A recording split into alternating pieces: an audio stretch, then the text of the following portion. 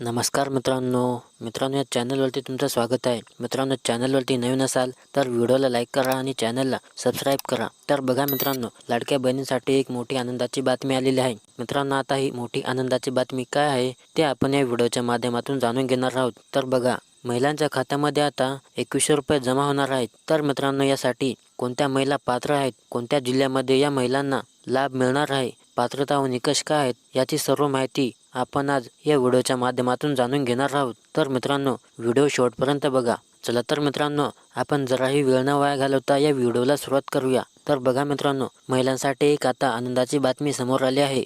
सरकारकडून आज दिवसभरामध्ये महिलांच्या खात्यामध्ये उर्वरित सर्व हप्त्याचे पैसे जमा होणार आहेत। डिसेंबर महिन्याचा 2100 रुपयाचा हप्ता मिळून थेट 9600 रुपये महिलांच्या खात्यामध्ये लवकरच जमा केला जाणार आहे। पण महिलांसाठी दोन मोठ्या अटी ठेवण्यात आल्या आहेत। त्या अटी पूर्ण केल्याशिवाय पात्र महिलांना 2100 रुपये मिळणार नाही। त्या महिलांनी आता ही दोन कागदपत्रे तयार करून ठेवायची आहेत। तर ही दोन कागदपत्रे कोणकोणती आहेत ते आपण या व्हिडिओच्या माध्यमातून पाहू। तर बघा मित्रांनो, ज्या महिलांना मागील एकही हप्ता मिळाला नाही त्या महिलांना मागील सर्व हप्त्याचे पैसे मिळणार आहेत। तर सर्व हप्ते मिळून महिलांच्या बँक खात्यामध्ये 9600 रुपये जमा होणार आहेत। आतापर्यंत राज्यातील कोट्यावधी महिलांनी लाभ घेतला आहे। जुलै महिन्यात सादर झालेल्या अर्थसंकल्पात अजित पवार यांनी या योजनेची घोषणा केलेली होती। यामध्ये पात्र ठरणाऱ्या 21 ते 65 वयोगटातील महिलांना दरमहा 1500 रुपये देण्यात येत आहेत। आतापर्यंत 2 कोटीहून अधिक महिलांना या योजनेचा लाभ घेतला आहे। दर महिन्याला त्यांच्या बँक अकाउंटमध्ये